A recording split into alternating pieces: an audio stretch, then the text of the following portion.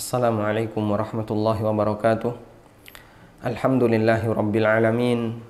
Wassalatu wassalamul atammanil akmalani alal mab'uthi rahmatan lil alamin.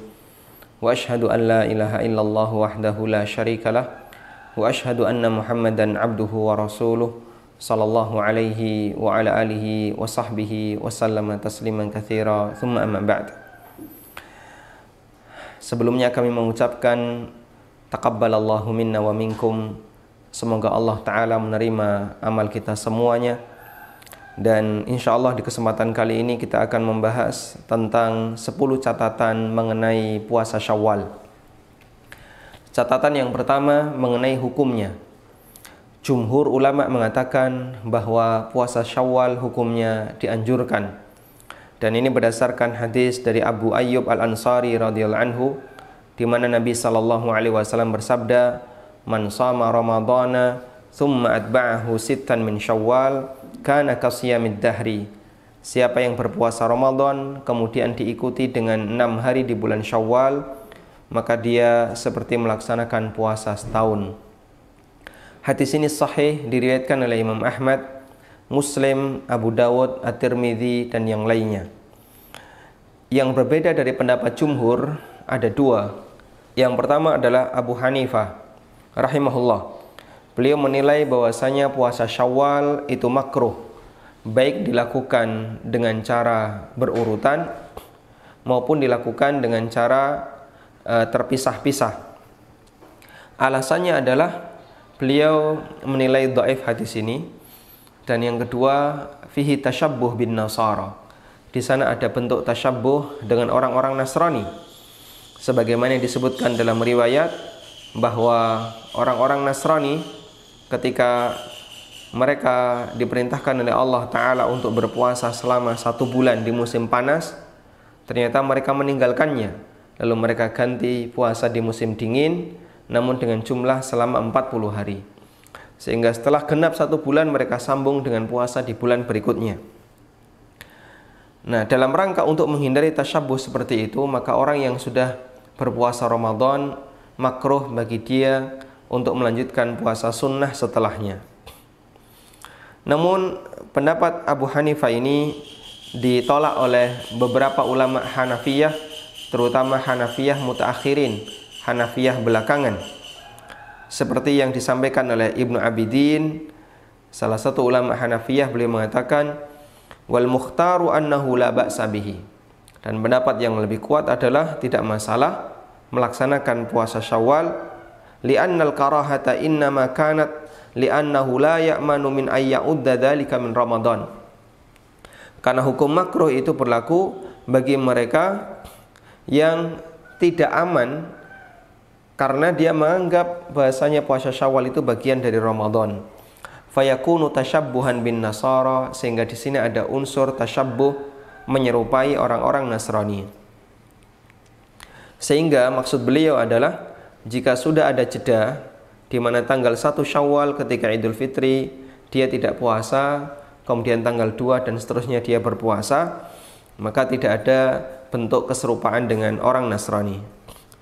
Hal yang sama juga disampaikan oleh Al-Kasani, salah satu ulama mazhab Hanafiyah,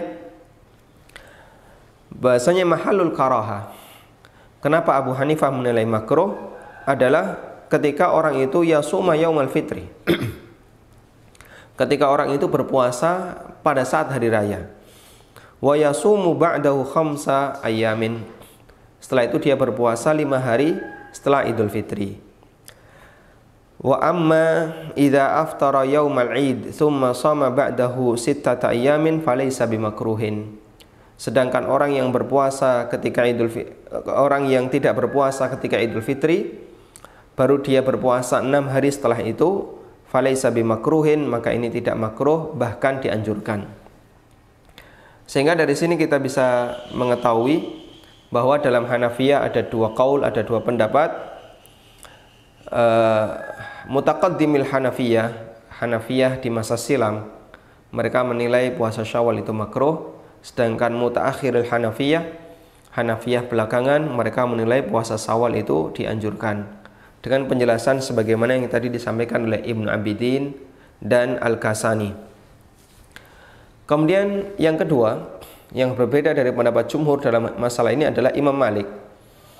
Imam Malik menilai puasa Syawal juga makruh dengan alasan makhafatan ayyul haqqa bi Ramadan, karena khawatir itu masih dianggap sebagai bagian dari Ramadan.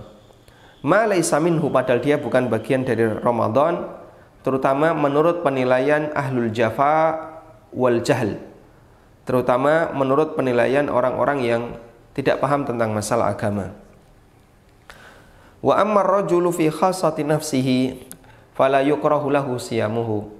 Tapi kalau itu kegiatan yang sifatnya pribadi, maka puasa Syawal tidak makruh.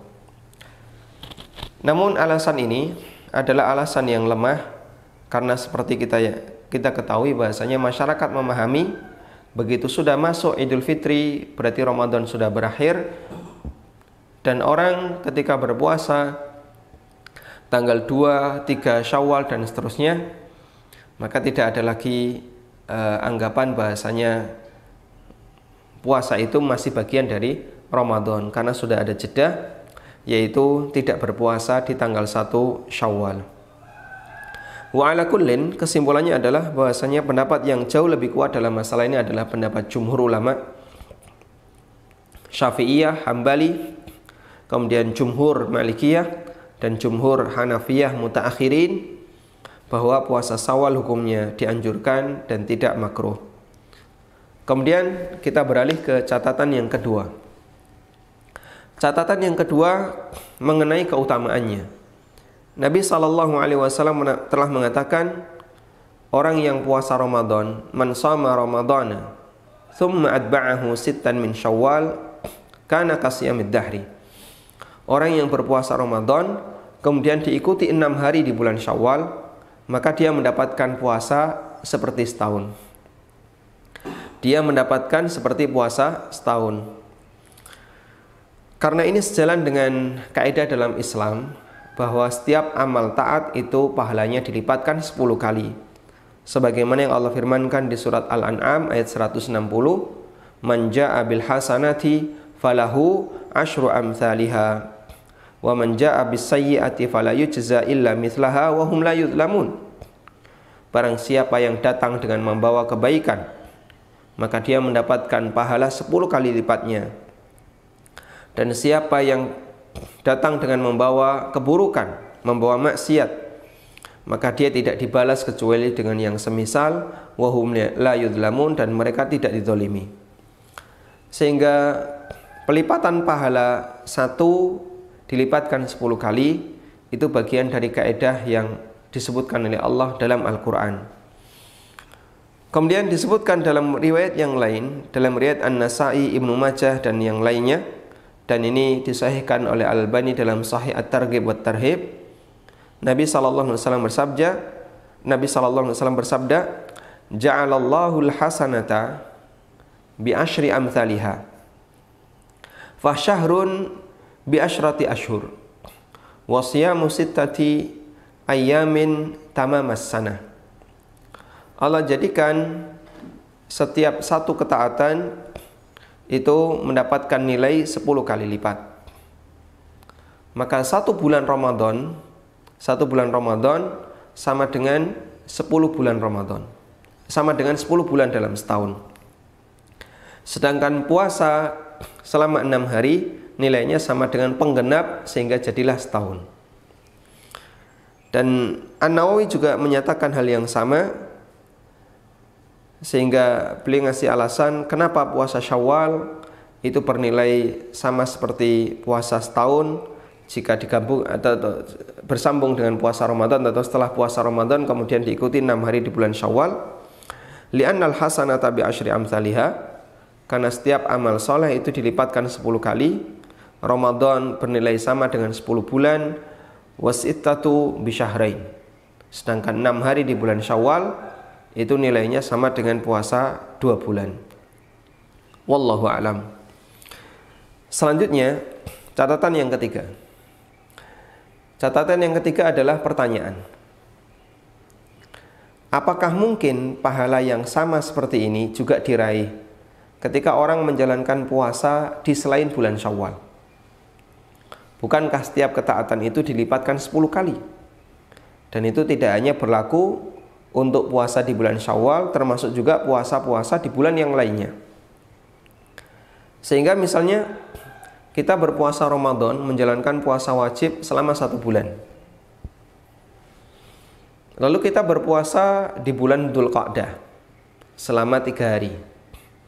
Lalu di bulan Dzulhijjah selama 2 hari. Kemudian kita puasa lagi di bulan Muharram selama sehari. Sehingga setelah Ramadan kita puasa sunnah Dzulqa'dah 3 hari, atau Syawal misalnya sehari, 2 hari, Dzulqa'dah 2 hari, Dzulhijjah 2 hari. Jadi genap 6 hari. Apakah kita juga bisa mendapatkan pahala puasa selama setahun? Ibnu Qayyim dalam catatan beliau untuk Sunan Abu Dawud memberikan komentar terkait pertanyaan ini. Kata beliau,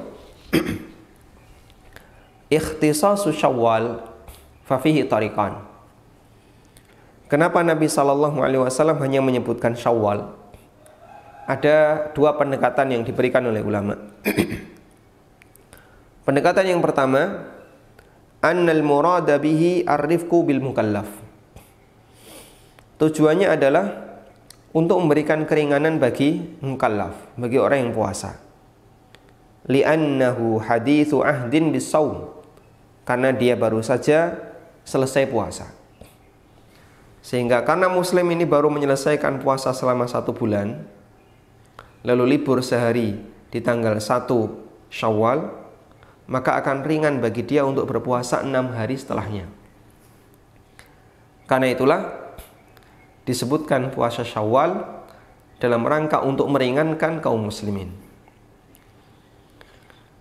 Dan ini merupakan pendekatan yang disampaikan oleh Al-Qarrafi, ulama Malikiyah, namun dikomentari oleh Ibnu Qayyim, wa huwa gharibun ajib. Tapi pendapat ini aneh. Pendapat ini kayaknya kurang tepat, cukup aneh untuk didengarkan. Sehingga kenapa alasannya disebut Syawal? Menurut Al-Qarrafi, tujuannya adalah dalam rangka untuk meringankan kaum muslimin, karena dia baru saja puasa selama 1 bulan, kemudian tinggal 6 hari setelah tanggal 1 Syawal, maka akan lebih ringan. Tapi pendapat ini dianggap aneh oleh Al-Qarrafi. Kemudian pendekatan yang kedua, kenapa disebutkan Syawal? Annal maqsuda bihi al-mubadaratu bil amal. Tujuannya adalah agar orang bersegera untuk melakukan amal. Sehingga ini sejalan dengan firman Allah Ta'ala, fastabiqul khairat. Berlomba-lombalah kamu dalam kebaikan. Allah juga berfirman, wasari'u ila maghfiratin min rabbikum. Bersegeralah untuk melakukan kebaikan dan bersegeralah untuk mendapatkan ampunan dari Rabb kalian. Sehingga kenapa disebutkan Syawal? Agar orang segera melakukan amal sunnah setelah dia melakukan amal wajib. Wa hadza ta'lilu ta'ifatin minasy-Syafi'iyah wa ghairihim. Dan ini merupakan penjelasan yang disampaikan oleh ulama Syafi'iyah dan yang lainnya. Sehingga ketika orang tidak melakukan bentuk kesegeraan seperti ini, maka dia tidak mendapatkan keutamaan sebagaimana yang disebutkan dalam hadis. Wala raiba annahu la yumkinu ilgha'u khususiyati Syawal. Intinya, tidak mungkin orang itu bisa mendapatkan keutamaan ini jika dia lakukan di selain bulan Syawal. Wa illa lam yakun li dzikrihi faidah. Karena kalau boleh dilakukan di selain bulan Syawal, berarti nggak ada manfaatnya Nabi SAW menyebut puasa di bulan Syawal. Wa qala akharun, kemudian Ibnu Qayyim melanjutkan, ada pendekatan yang ketiga yang disampaikan oleh sebagian ulama. Mereka mengatakan, karena ketika kita di bulan puasa Ramadan, kita banyak melakukan berbagai macam kekurangan, berbagai macam penyimpangan yang menyebabkan puasa kita tidak maksimal. maka kita dianjurkan untuk berpuasa 6 hari di bulan Syawal, jabiratan lahu, sebagai bentuk tambal, untuk penambal setiap kekurangan yang kita lakukan selama bulan Ramadan. Fajarat hadhil ayyam majra sunanis salawat allati yantafilu biha ba'daha jabiratan wa mukmilatan. Maka puasa 6 hari di bulan Syawal itu seperti sholat sunnah yang dilakukan, sholat sunnah rawatib yang dilakukan mengiringi sholat wajib, yang tujuannya adalah sebagai jabirah wa mukmilah, sebagai penambal dan penyempurna dari kegiatan sholat wajib yang dilakukan oleh seorang hamba. Wa ala hadza tadharu faidatu ikhtisasiha bi Syawal. Dari sinilah kita bisa mengetahui kenapa Nabi sallallahu alaihi wasallam mengkhususkan puasa di bulan Syawal. Sehingga wallahu taala alam, apakah keistimewaan mendapatkan puasa selama setahun itu juga berlaku di puasa-puasa selain Syawal jika diniatkan dalam rangka untuk mengenapkan Ramadan? Jawabannya tidak berlaku. Maka ketika orang sudah selesai puasa Ramadan selama 1 bulan, kemudian dia puasa 6 hari tapi tidak di bulan Syawal, dia tidak mendapatkan keutamaan sebagaimana yang disebutkan dalam hadis riwayat Muslim dan Imam Ahmad seperti yang tadi kita baca. Selanjutnya kita akan melihat catatan yang keempat. Catatan keempat adalah mengenai hikmah puasa Syawal. Yang kami maksud dengan hikmah adalah manfaat tambahan selain pahala yang diraih seorang hamba. Kalau tadi kita telah menyebutkan keutamaannya, berbicara tentang masalah pahala, berikutnya kita berbicara tentang masalah hikmah, manfaat tambahan yang didapatkan oleh seorang hamba ketika menjalankan puasa Syawal. Ibnu Rajab dalam kitabnya Lataiful Ma'arif dan juga beberapa kitab yang lainnya yang dikumpulkan oleh sebagian talibul ilmi menjadi tafsir Ibnu Rajab, beliau menyebutkan ada beberapa hikmah puasa Syawal. Kata beliau, hikmah yang pertama, bahwasanya puasa Syawal dan Sa'ban itu sebagaimana salat sunnah rawatib, qabliyah dan ba'diyah. Sehingga fungsinya adalah menyempurnakan kekurangan yang ada pada amal yang wajib. Karena yang namanya amal wajib itu disempurnakan dengan amal sunnah yaumal qiyamah, pada hari kiamat. Dan banyak di antara manusia ketika melaksanakan amal wajib, dia melakukan beberapa kekurangan sehingga butuh untuk ditutupi dengan berbagai macam amal sunnah. Termasuk di antaranya adalah berpuasa di bulan Sya'ban sebagai qabliyah Ramadan dan puasa di bulan Syawal sebagai ba'diyah Ramadan. Makanya Nabi SAW rajin berpuasa di bulan Sya'ban, dan beliau memerintahkan kepada kita, menganjurkan kepada kita untuk berpuasa 6 hari di bulan Syawal. Ini ibarat sebagaimana qabliyah dan ba'diyah ketika orang melaksanakan ibadah salat. Maka salat ada qabliyah dan ba'diyah, demikian pula puasa. Demikian pula puasa ada ba'diyah dan ada qabliyah dan ada ba'diyah. Yang kedua, kata beliau, bahwa menjalankan puasa setelah Ramadan salah satu di antara bukti diterimanya amal di bulan Ramadan. Karena ketika Allah Ta'ala menerima amal seorang hamba, salah satu di antara balasannya adalah Allah akan berikan taufik kepadanya untuk melakukan amal saleh setelahnya. Kama qala ba'duhum, sebagaimana perkataan sebagian ulama, thawabul hasanati al hasanatu ba'daha. Pahala dari amal soleh adalah melakukan amal soleh setelahnya. Faman amila hasanatan thumma atba'aha bihasanatin ba'daha. Barang siapa yang melakukan amal soleh lalu dia ikuti dengan amal soleh berikutnya, kana dzalika alamatan ala qabulil hasanatil ula, maka itu sebagai salah satu tanda berarti amal soleh yang pertama diterima oleh Allah. Sebaliknya, orang yang melakukan amal maksiat setelah dia melakukan amal soleh, berarti bisa jadi itu tanda amal solehnya tidak diterima dan ditolak oleh Allah Subhanahu wa ta'ala. Ini hikmah yang kedua. Hikmah yang ketiga, kata Al-Hafidz Ibnu Rajab, bahwa orang yang berpuasa di bulan Ramadan, maka dia menerima pahala pada saat Idul Fitri. Dan Idul Fitri adalah hari di mana orang berhari raya, berpesta, makan-makan, dan seterusnya.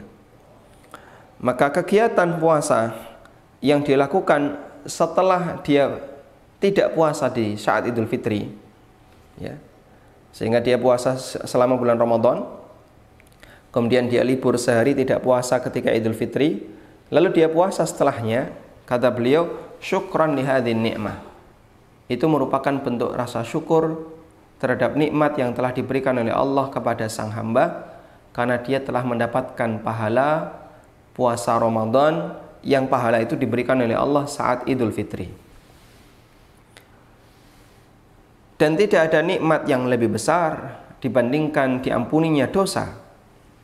Karena itulah Nabi SAW melakukan tahajud sampai kaki beliau bengkak. Fayuqalu lahu, kemudian Aisyah radhiyallahu anha mengatakan kepada beliau, ataf'alu hadza wa qad ghafarallahu laka ma taqaddama min dhanbika wa ma ta'akhkhar. Kenapa Anda lakukan seperti ini? Padahal Allah telah mengampuni dosa-dosa Anda yang telah lewat dan yang akan datang. Fayaqulu, kemudian Nabi SAW mengatakan, afala akunu abdan syakura. Bukankah saya layak untuk menjadi seorang hamba yang bersyukur? Bersyukur karena Allah telah mengampuni seluruh dosaku yang telah lewat dan yang akan datang. Dan bentuk syukur yang dilakukan oleh Nabi SAW adalah menambah ibadah kepada Allah Subhanahu wa ta'ala. Karena itulah Allah Ta'ala perintahkan kepada para hambanya untuk mensyukuri nikmat puasa Ramadan biidhari dzikrihi, dengan banyak melakukan zikir kepadanya, yaitu takbiran ketika Idul Fitri. Sebagaimana yang Allah firmankan di surat Al-Baqarah ayat 185, walitukmilul iddata walitukabbirullaha ala ma hadakum wa la'allakum tashkurun. Agar kalian menyelesaikan puasa Ramadan selama 1 bulan, kemudian kalian mengagungkan nama Allah, membaca takbiran atas petunjuk yang telah Allah berikan kepada kalian, dan agar kalian menjadi orang yang bersyukur. Sehingga bentuk syukur seorang hamba kepada Allah atas taufik dan kemudahan untuk bisa berpuasa di bulan Ramadan adalah dengan cara berpuasa di bulan Syawal. Karena itulah, kata Ibnu Rajab, kana ba'dus salaf, sebagian ulama salaf, idza wuffiqa li qiyami lailatin minal layali asbaha fi nahariha sha'iman wa yaj'alu siyamahu syukran li taufiq lil qiyam. Dulu ada sebagian ulama, apabila beliau dikasih kemudahan oleh Allah untuk bisa melakukan qiyamul lail, maka siang harinya, pagi harinya beliau berpuasa. Dan beliau jadikan puasanya ini sebagai bentuk rasa syukur kepada Allah, karena dia telah mendapatkan taufik dari Allah bisa melaksanakan qiyamul lail. Wallahu ta'ala alam. Kemudian catatan yang kelima, kita akan membahas beberapa hukum fikih di sini mengenai puasa Syawal sebelum qada. Apa hukum melaksanakan puasa Syawal sebelum qada? Ulama berbeda pendapat mengenai hukum puasa sunnah sebelum selesai melaksanakan puasa Ramadan atau sebelum menyelesaikan qada puasa Ramadan. Ada 2 pendapat di sana. Pendapat yang pertama adalah jawazut tatawwu'i bisawmi qabla qada'i Ramadan. Bolehnya melakukan puasa sunnah sebelum qada Ramadan. Dan ini adalah pendapat jumhur ulama. Mereka beralasan li'annal qada la yajibu 'alal faur. Qada Ramadan itu tidak wajib untuk disegerakan. Namun dia adalah kewajiban muwassa', kewajiban yang longgar. Batas waktunya dari mulai Syawal sampai Sya'ban selama 11 bulan. Dan ini adalah pendapat Malikiyah, Syafi'iyah, dan salah satu pendapat Imam Ahmad dalam salah satu riwayat hukumnya diperbolehkan. Meskipun ada sebagian ulama yang menilai makruh. Di antara yang menilai makruh adalah Syafi'iyah dan Malikiyah. Kenapa menilai makruh? Karena perbuatan seperti ini berarti mendahulukan yang sunnah dibandingkan yang wajib. Tapi menurut mereka puasanya sah dalam arti diperbolehkan. Meskipun makruh. Jadi sisi makruhnya bukan karena puasanya tidak sah atau tidak diperbolehkan, tapi sisi makruhnya adalah karena orang ini telah mendahulukan yang sunnah dibandingkan yang wajib. Kemudian pendapat yang kedua, haram hukumnya melakukan puasa sunnah sebelum menyelesaikan qada Ramadan. Wa huwal madhhabu indal Hanabilah. Dan ini merupakan pendapat Hambali. Ini merupakan salah satu pendapat dalam mazhab Hambali.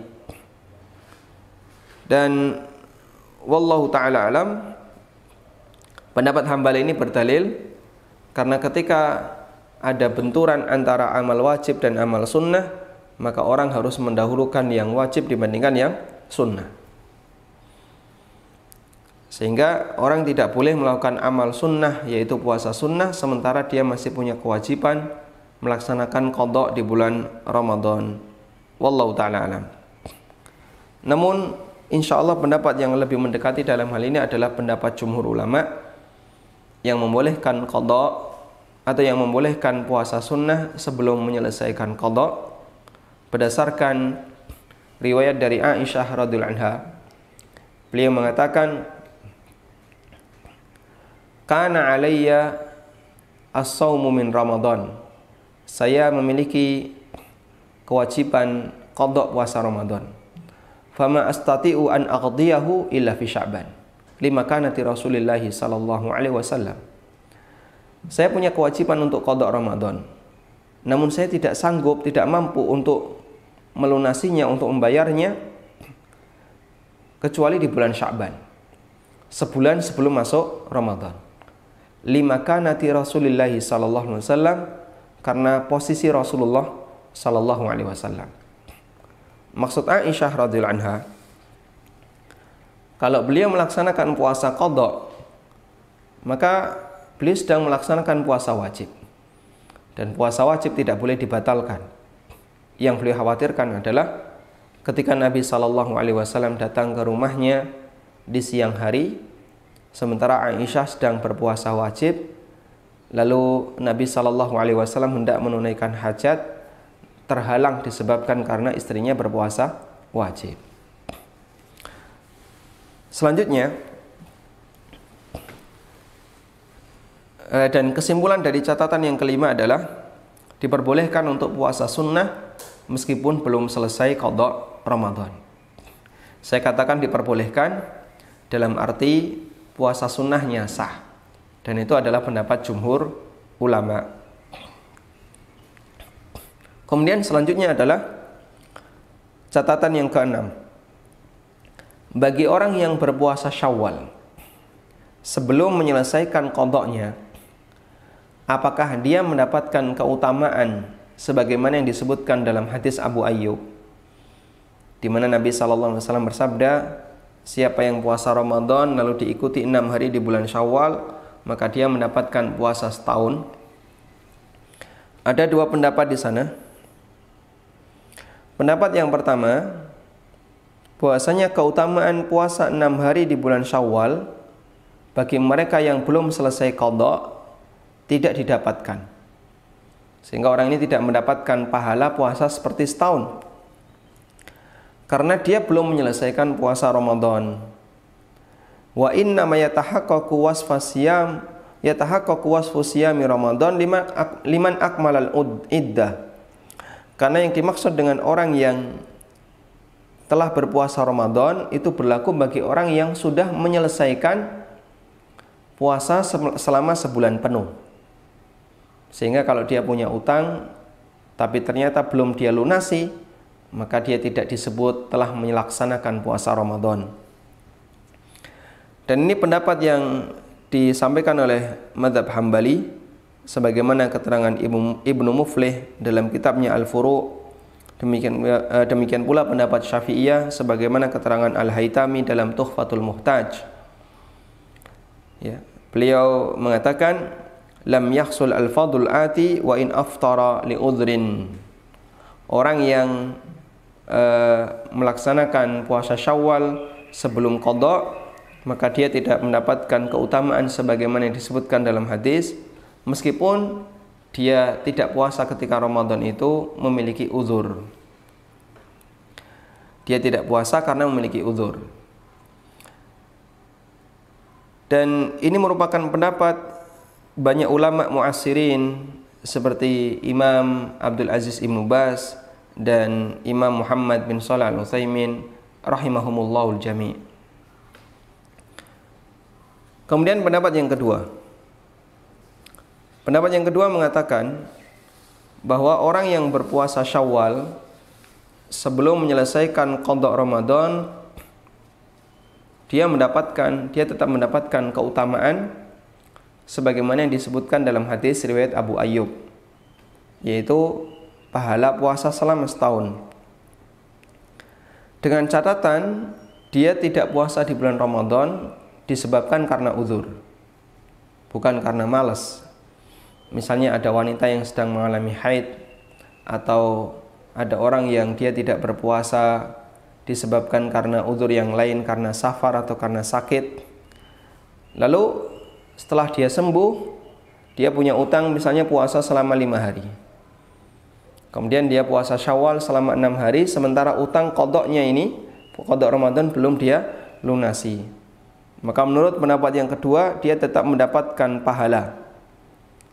Karena alasannya adalah dia tidak puasa 5 hari di bulan Ramadan karena punya uzur. Nah, ketika punya uzur berarti diizinkan. Ketika diizinkan berarti puasanya dianggap genap, meskipun harus tetap dia bayar. Sehingga dia tetap dianggap telah berpuasa selama Ramadan meskipun bolong 5 hari karena uzur. Lalu ketika diikuti 6 hari di bulan Syawal, berarti dia mendapatkan keutamaan sebagaimana yang disebutkan dalam hadis. Wallahu ta'ala alam. Namun insyaallah ta'ala pendapat yang lebih kuat dalam masalah ini adalah pendapat yang pertama. Dan ini pendapat jumhur ulama, bahwa orang yang berpuasa Syawal sebelum menyelesaikan qada Ramadan hukumnya sah. Dalam arti dia sah, puasanya diterima, puasanya sah, namun dia tidak mendapatkan keutamaan sebagaimana yang disebutkan dalam hadis. Kita ulang kesimpulannya. Orang yang puasa Syawal sebelum qada Ramadannya selesai, maka puasanya sah, namun dia tidak mendapatkan keutamaan sebagaimana yang disebutkan dalam hadis. Kalau dia ingin mendapatkan keutamaan, maka dia harus selesaikan qada dulu, baru kemudian puasa 6 hari di bulan Syawal. Selanjutnya, mengenai hukum bolehkah menggabungkan puasa Syawal dengan niat puasa qada. Ulama berbeda pendapat dalam masalah ini. Pendapat pertama mengatakan tidak boleh menggabungkan niat puasa qada dengan puasa sunnah yang lainnya. Sebagaimana tidak boleh menggabungkan niat ketika kita puasa Ramadan dengan puasa sunnah lainnya, baik Syawal maupun puasa yang lain. Menurut pendapat yang pertama, tidak boleh menggabungkan puasa wajib dengan puasa sunnah apapun. dengan dalil qiyas, sebagaimana dulu waktu kita puasa Ramadan, kita tidak boleh menggabungkan niat puasa Ramadan dengan puasa sunnah apapun. Padahal yang namanya puasa Ramadan itu ya pasti ada Senin Kemis dalam jumlah yang banyak. Sehingga bolehkah misalnya kemarin Ramadan dimulai di hari apa kemarin? Jumat ya. Bolehkah kita berpuasa Ramadan plus niat puasa Senin ketika masuk tanggal sekian Ramadan bertepatan dengan hari Senin? Menurut pendapat yang pertama tidak boleh. Jadi niat kita hanya niat puasa Ramadan saja, tidak diiringi dengan puasa hari Senin dan Kamis. Dan pendapat ini disampaikan dalam fatwa Syabakah Islamiyah. Dalam fatwa dinyatakan, fa inna man alaihi siyamu wajibin min qada'i Ramadan aw min kafarah aw nahwi dzalik, fala yasihu lahu ayajma'ahu ma'a shaumi tatawwu' bi niyatin wahidah. Orang yang punya kewajiban puasa wajib seperti qada' Ramadan atau puasa kafarah, maka tidak sah untuk digabungkan niatnya dengan puasa sunnah, karena masing-masing baik puasa wajib maupun puasa sunnah adalah ibadah maksudah mustaqillah anil ukhra, ibadah yang harus ada sendirinya sehingga dia terpisah dengan ibadah yang lain, sehingga tidak sah jika niatnya digabungkan. Ini pendapat yang pertama. Kemudian pendapat yang kedua, boleh menggabungkan niat puasa sunnah dengan puasa wajib selama puasa sunnah itu tidak memiliki kaitan dengan puasa wajib.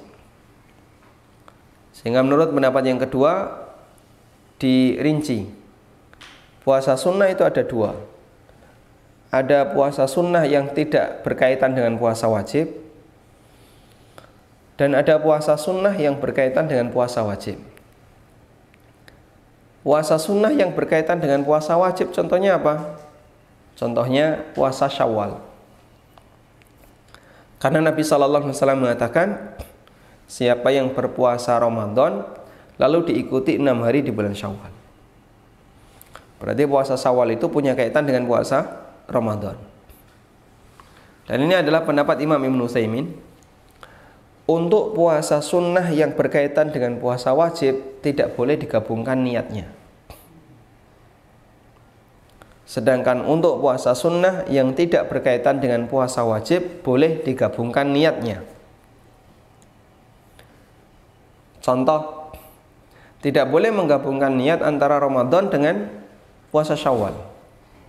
Qada Ramadan dengan puasa Syawal digabungkan tidak boleh, karena puasa Syawal punya kaitan dengan puasa Ramadan.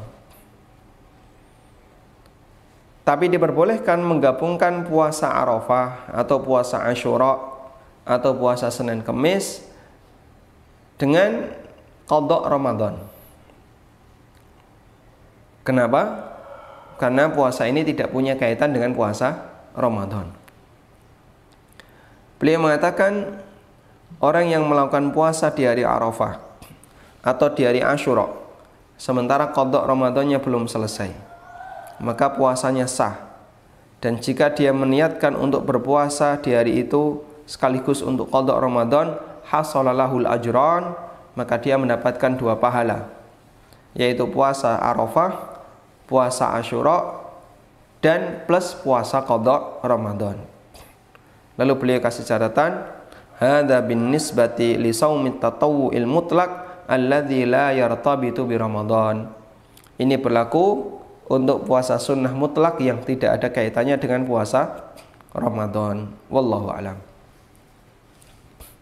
Dan insya Allah ini yang lebih kuat, sehingga puasa Syawal niatnya tidak boleh digabungkan dengan puasa Ramadan, dengan qada Ramadan, karena puasa Syawal ini berkaitan dengan qada atau berkaitan dengan puasa Ramadan.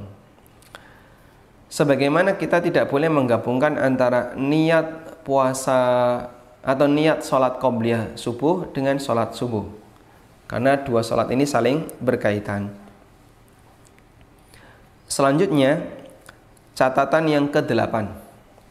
Bolehkah menggabungkan puasa Syawal dengan Senin Kemis? Jawabannya diperbolehkan, karena ini sama-sama puasa sunnah, dan puasa sunnah yang kedua yaitu Senin Kemis tidak harus ada dengan sendirinya. Terdapat kaidah dalam masalah ini, idza tahada jinsul ibadatain wa ahaduhuma muradun lidzatihi wal akhar laisa muradan lidzatihi fa innal ibadataini tatadakhala. Jika ada dua ibadah yang sejenis, yang satu maksudah lidzatiha, yang pertama ibadah itu harus ada sendirinya, harus terwujud sebagai bentuk ibadah tersendiri. Sedangkan yang kedua, laisa maqsudah lidzatiha, tidak harus terwujud sebagai ibadah tersendiri. Maka ibadah yang kedua mungkin digabungkan ke ibadah yang pertama. Misalnya tahiyatul masjid, dia boleh digabungkan dengan sholat qobliyah. Sholat qobliyah harus ada dengan sendirinya, harus ada tersendiri. Tahiyatul masjid, yang penting pokoknya melakukan sholat 2 rakaat ketika masuk masjid.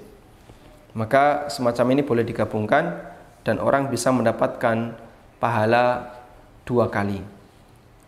Berdasarkan sabda Nabi SAW, wa innama likulli imri'in ma nawa, seseorang bisa mendapatkan pahala sesuai dengan apa yang dia niatkan. Kemudian catatan yang ke-9, dianjurkan untuk menyegerakan puasa Syawal. Ya. Bahkan dianjurkan untuk dilakukan tepat setelah sholat Id. Li'anna dzalika min babil musara'ati ilal khair. Karena ini bagian dari menyegerakan kebaikan. Sebagaimana yang Allah firmankan di surat Ali Imran ayat 133, wasari'u ila maghfiratin min rabbikum. Bersegeralah untuk melakukan kebaikan, mendapatkan ampunan dari Rabb kalian. Dan catatan yang terakhir adalah, apakah puasa Syawal harus berturut-turut? Jawabannya tidak harus. Boleh berturut-turut, boleh juga dipisah-pisah.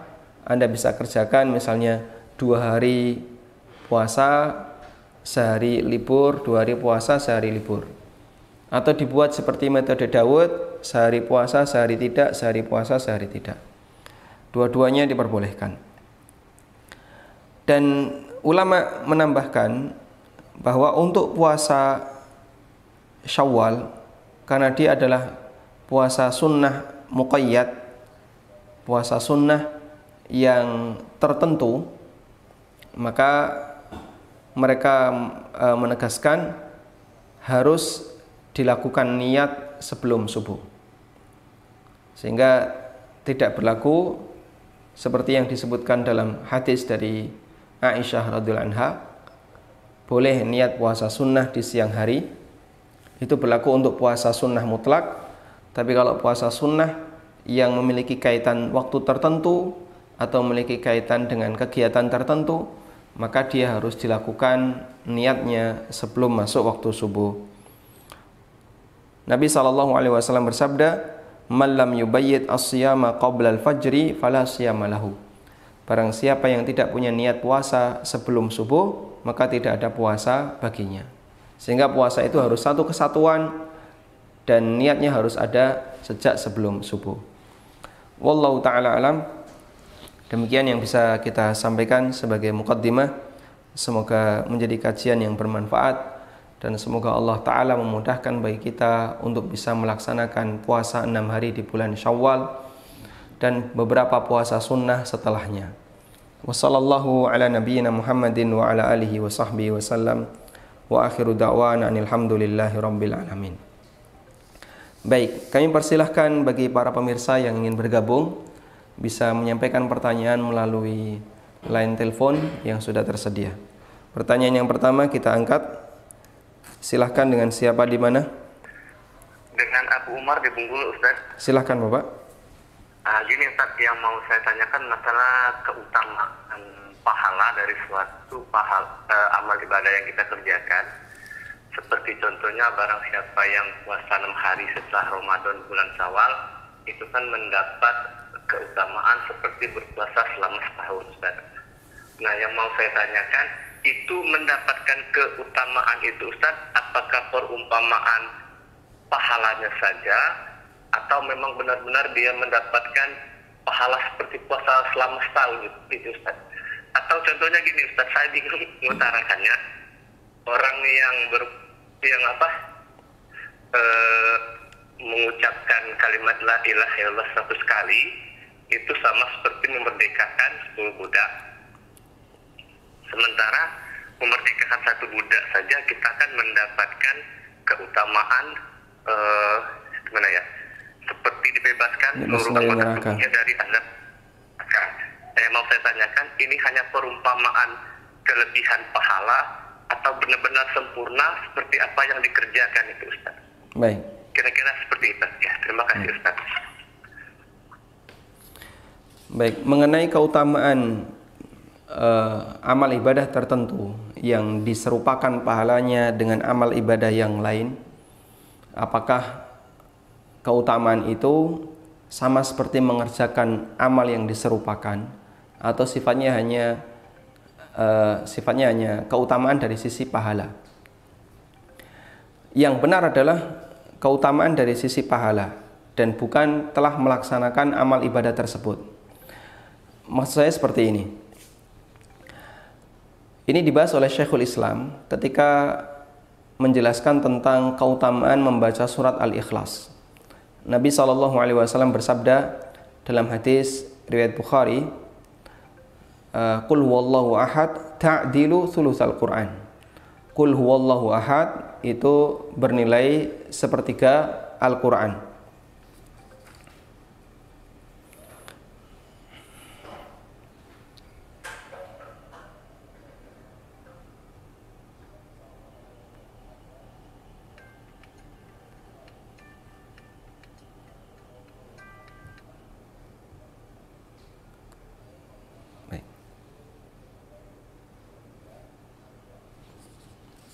Qul wallahu ahad bernilai sepertiga Al-Quran. Apa yang dimaksud dengan Qul wallahu ahad bernilai sepertiga Al-Quran? Orangnya mendapatkan pahala seperti membaca sepertiga Al-Quran. Kemudian beliau kasih penjelasan kenapa kok pahalanya sebesar itu. Dalam arti, jika kita dianjurkan untuk membaca surat Al-Kahfi ketika hari Jumat, apakah cukup dengan membaca surat Al-Ikhlas 3 kali? Yang itu berarti senilai membaca 1 Al-Quran. Karena 1 surat Al-Ikhlas bernilai sepertiga Al-Quran. Jawabannya, kita tidak dianggap membaca surat Al-Kahfi. Betul, Anda sudah mendapatkan pahala seperti membaca 1 Quran, tapi Anda belum membaca surat Al-Kahfi. Sehingga untuk mendapatkan keutamaan seperti sebagaimana disebutkan dalam hadis tentang keutamaan membaca surat Al-Kahfi, Allah kasih dia cahaya dari Jumat ini sampai Jumat berikutnya, dia harus membaca surat Al-Kahfi di hari Jumat atau di malam Jumat. Sementara membaca surat Al-Ikhlas 3 kali, dia mendapatkan pahala seperti membaca 1 Quran, dan dia tidak disebut telah membaca seluruh Al-Quran yang di dalamnya ada surat Al-Kahfi. Contoh yang lain, ada orang yang melaksanakan sholat subuh berjamaah di masjid, lalu dia berzikir, selesai zikir zikir sampai terbit matahari, selesai itu dia sholat 2 rakaat. Berdasarkan hadis riwayat Abu Dawud dan yang lainnya, dia mendapatkan pahala seperti haji dan umroh sempurna. Lalu apakah jika ada orang yang memiliki kemampuan dari sisi finansial, fisiknya sehat, dia telah gugur kewajibannya untuk melaksanakan haji dan umroh disebabkan karena tiap pagi dia melakukan aktivitas seperti ini? Jawabannya belum. Betul, Anda telah mendapatkan pahala haji dan umroh sebagaimana disebutkan dalam hadis Abu Dawud dan Tirmidzi. namun Anda belum dianggap telah melaksanakan ibadah haji dan umrah. Sehingga bedakan antara pahala dengan amal. Yang diserupakan oleh Nabi SAW adalah Anda mendapatkan pahala seperti puasa setahun, tapi Anda tidak dianggap telah berpuasa selama setahun. Karena puasa selama setahun, shaumud dahr, hukumnya haram. Disebabkan orang itu akan nabrak beberapa hari larangan puasa, seperti hari Idul Fitri, Idul Adha, dan 3 hari tasyrik. Ada 5 hari yang dilarang. Padahal Nabi SAW mengatakan, kana kasiyamid dahri, dia seperti puasa setahun. Tapi dia tidak dianggap telah mempraktikkan puasa setahun. Sehingga yang disamakan adalah pahalanya dan bukan amalnya. Wallahu ta'ala alam. Tayyib, kita angkat penelpon berikutnya. Silahkan, dengan siapa di mana? Assalamualaikum Ustaz. Waalaikumsalam warahmatullahi. Jauhkan dari televisi Bapak. Silahkan. Ustaz, saya mau tanya, ada 2 pertanyaan Ustaz. Yang pertama, di perusahaan saya itu setiap karyawan itu diberikan bantuan gitu Ustaz, berupa uang untuk membeli rumah Ustaz. Misalnya dikasih 500 juta kepada karyawan tersebut membeli rumah.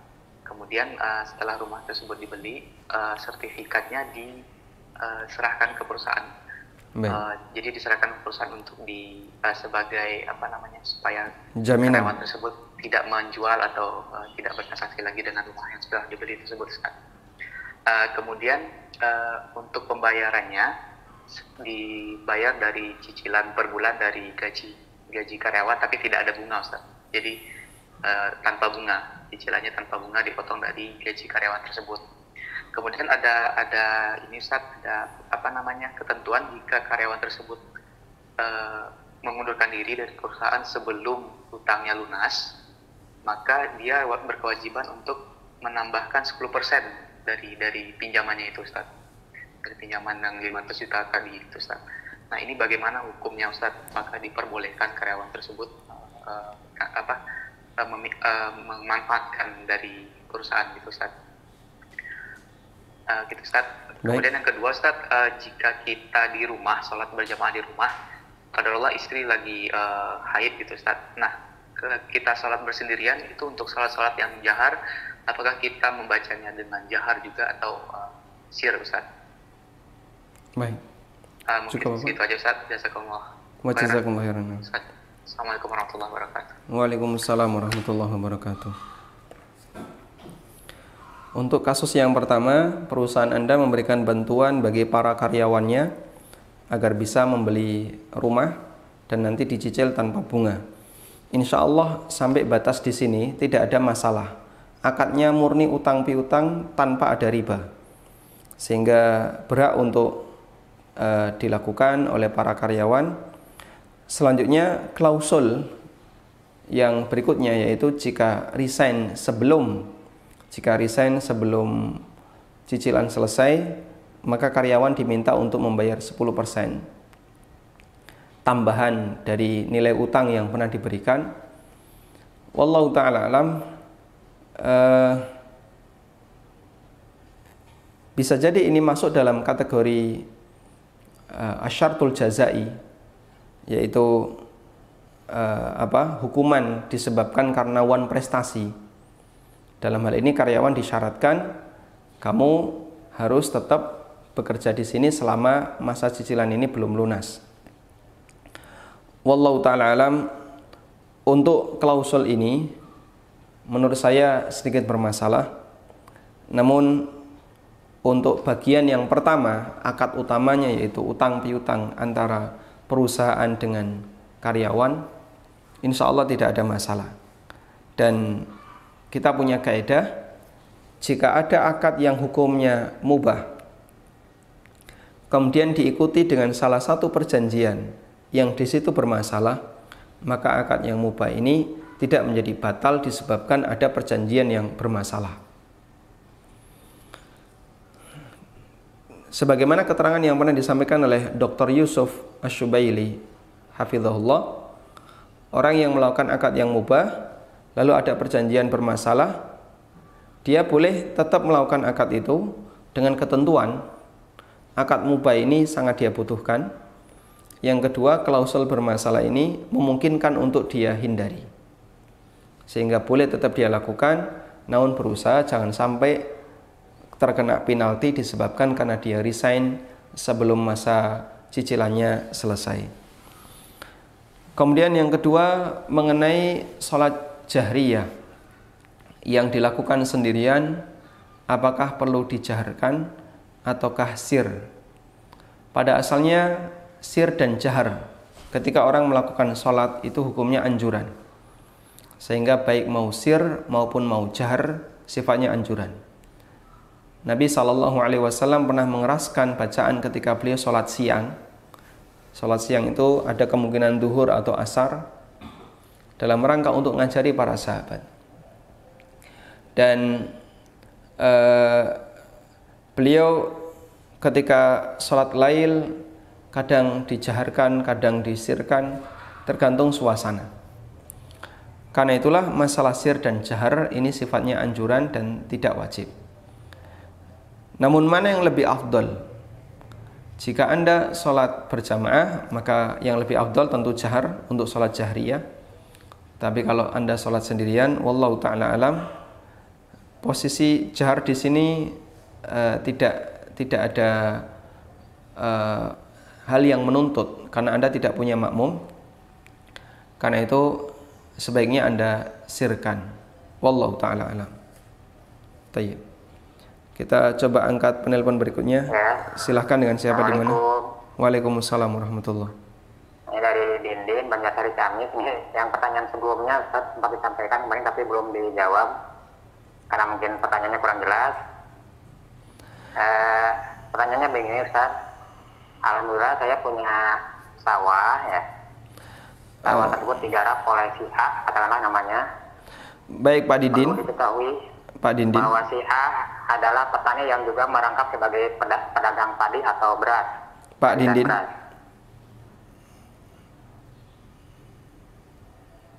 Baik, putus ya. Kita angkat penelpon berikutnya. Silahkan, dengan siapa di mana? Halo. Silakan Pak. Waalaikumsalam warahmatullahi. Taqabbalallahu minna wa minkum Ustaz. Wa taqabbalallahu minna wa minkum. Silakan Bapak. Pertanyaannya mungkin agak keluar Ustaz, enggak apa-apa dari tema. Baik, yang penting jangan terlalu panjang ya. Iya ya. Terkait dengan kebiasaan di kampung ini tentang pembagian warisan Ustaz. Silakan Bapak. Di sini kan orang-orang rata-rata mereka sistem pembagian warisan itu berdasarkan adat istiadat tradisi, dan biasanya mereka itu untuk minimalisir terjadinya permasalahan antara saudara kandung, adik kakak gitu, orang tua sebelum meninggal orang tua sudah membagikan sebagai hartanya untuk anak-anaknya. Misalnya kalau punya kebun gitu, dibagikan beberapa, satu kebun itu diberikan patok-patoknya, kemudian ditetapkan ini buat si fulan. Yang jadi pertanyaan Bapak? Ya. Pertanyaan Anda? Apakah itu dibolehkan Ustaz, bagaimana? Baik, cukup ya. Ya, Ustaz. Baik. Bagaimana hukum membagi waris sebelum meninggal dunia? Kita sudah pernah membahas ini di kajian seputar masalah warisan. Mungkin Anda bisa melihat kembali kajiannya, dulu ada 18 seri ya. Kesimpulannya adalah ulama memberikan rincian. Yang pertama, jika dibagi di posisi orang tua masih sehat walafiat dan tidak ada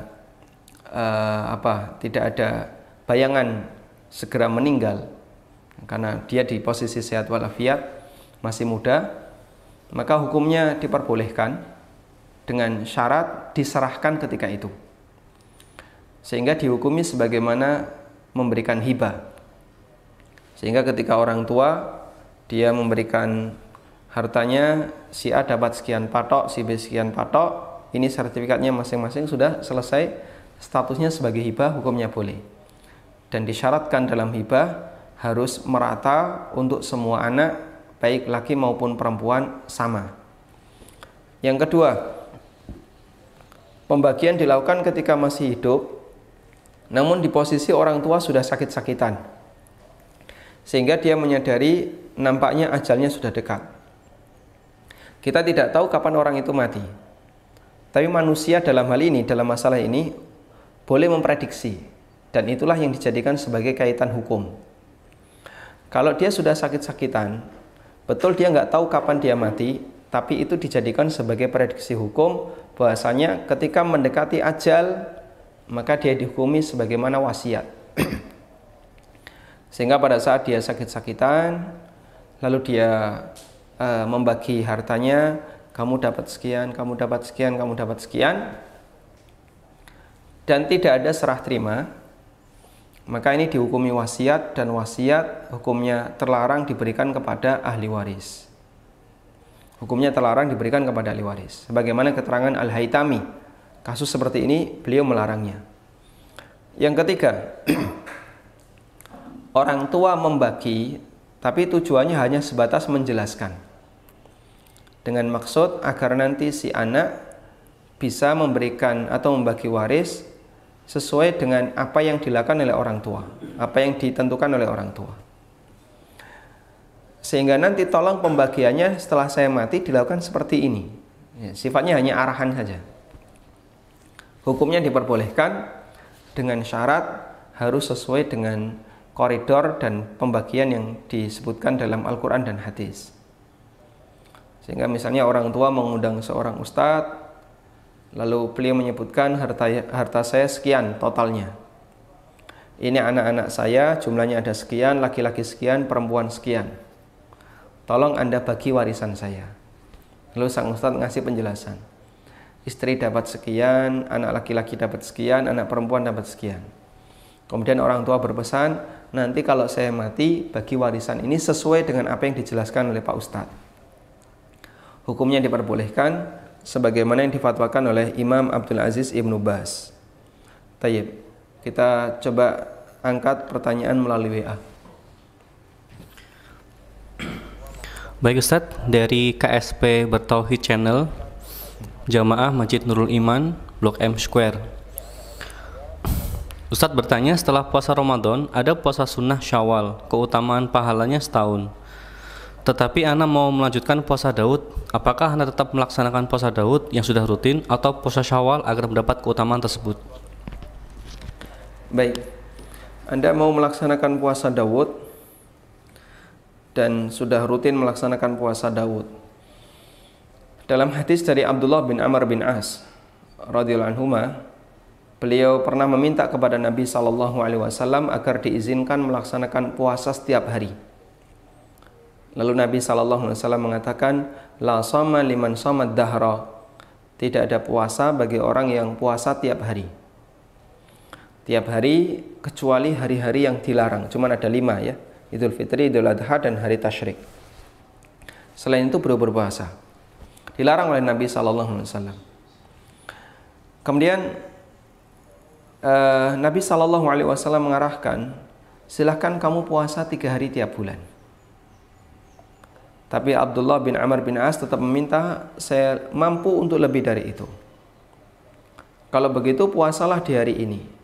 Abdullah tetap meminta, saya mampu lebih dari itu. Kemudian Nabi SAW mengatakan, sum yauman wa aftir yauman wa la tazid ala dhalik. Silahkan kamu puasa Daud, puasa sehari, tidak puasa sehari, dan jangan lagi nambahi lebih dari itu. Berdasarkan hadis ini, sebagian ulama mengatakan bahwa orang yang sudah melaksanakan puasa Daud, maka dia terlarang untuk melakukan puasa selain Daud. Sehingga andaikan dia puasa Daud, sehari puasa, sehari tidak, sehari puasa, sehari tidak, pas di tanggal 9 Dzulhijjah, hari Arafah, bertepatan dengan dia tidak puasa. Tanggal 8 Dzulhijjah dia pas puasa, 9 otomatis kan bolong, tidak puasa. Berarti nanti 10-nya juga tidak puasa. 2 hari dia tidak berpuasa, tambah hari Tasyrik. Maka tanggal 9-nya dia nggak boleh puasa. Sehingga 6 Dzulhijjah puasa, 7 tidak, 8 puasa, 9 tidak boleh puasa. Berdasarkan urutan puasa Dawudnya. 10, 11, 12, 13 dia nggak boleh puasa karena ini Idul Adha dan hari tasyrik. Baru nanti dia boleh puasa setelahnya tanggal 14. Atau misalnya pas di tanggal 9 atau 10 Muharram, Tasu'a dan Asyura, dia nggak lagi puasa. Karena ini kan jejer, pasti salah satu ditinggalkan. Bahkan Asyuranya dia tinggalkan. Tanggal 9 dia puasa Dawud, tanggal 10-nya otomatis dia nggak puasa. Maka dia nggak boleh puasa di hari itu. Khusus untuk puasa Dawud. Sehingga untuk yang punya kebiasaan puasa Dawud, begitu selesai Ramadan, silahkan langsung dilanjutkan Dawudnya. Tanggal 2 Syawal langsung puasa, kemudian terus nanti nabrak puasa apapun, tidak perlu nabrak hari apapun yang itu merupakan hari sunnah untuk berpuasa, tidak perlu diperhatikan lagi karena dia sedang berpuasa Dawud. Wallahu a'lam. Tayyib.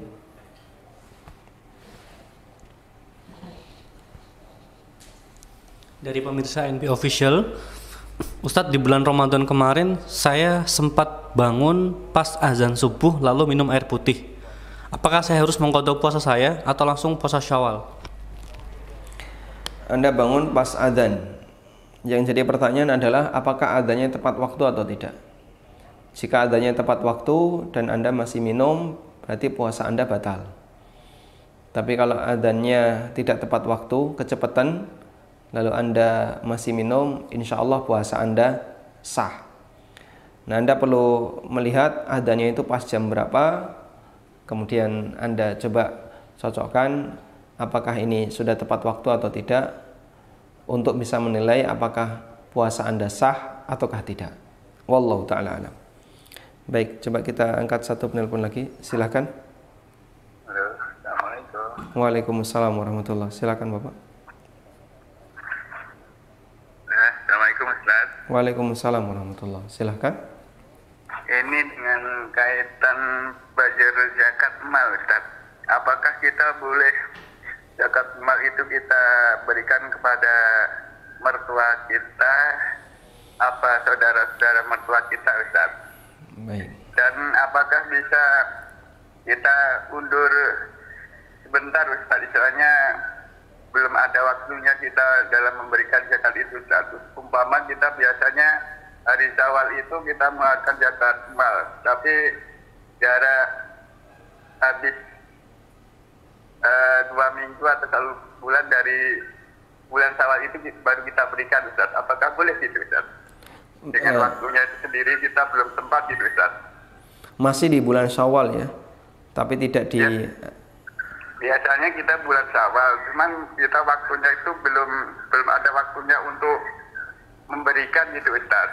Belum. Jadi kita jatuhnya di lain bulan Syawal gitu Ustaz. Apakah boleh gitu Ustaz? Berarti di bulan Dzulqa'dah.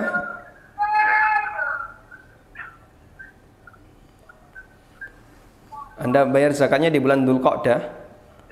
Iya Ustaz. Alasan tidak di bulan Syawal. Alasannya belum, waktunya itu kita belum sempat memberikan Ustaz. Gitu loh Ustaz. Ya, belum sempat memberikan. Kenapa Pak?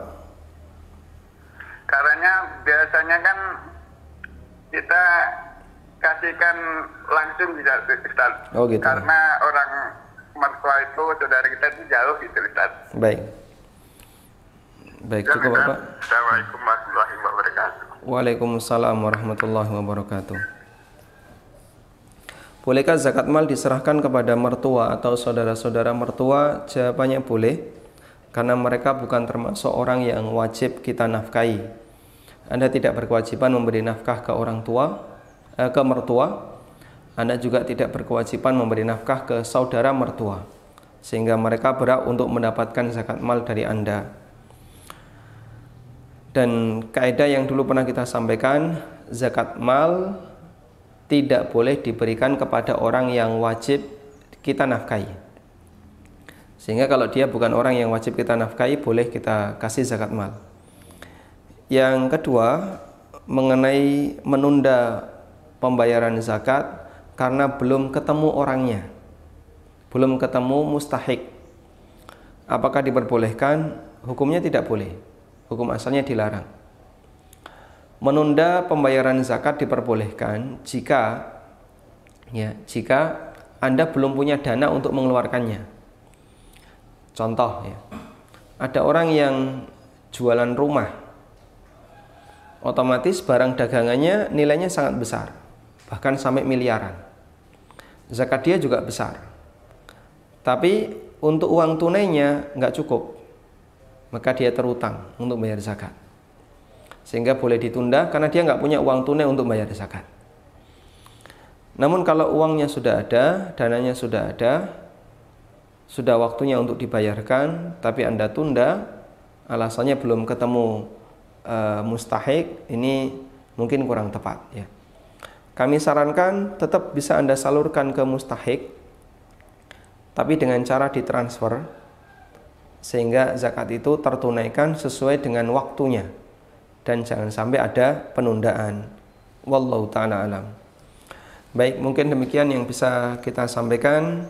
Mohon maaf bagi beberapa penanya yang belum bisa kami layani, dan semoga apa yang kami sampaikan ini menjadi kajian yang bermanfaat. Wassallallahu ala nabiyyina Muhammadin wa ala alihi wa sahbihi wasallam. Wa akhiru da'wana anil hamdulillahi rabbil alamin. Wassalamualaikum warahmatullahi wabarakatuh. Subhanallah.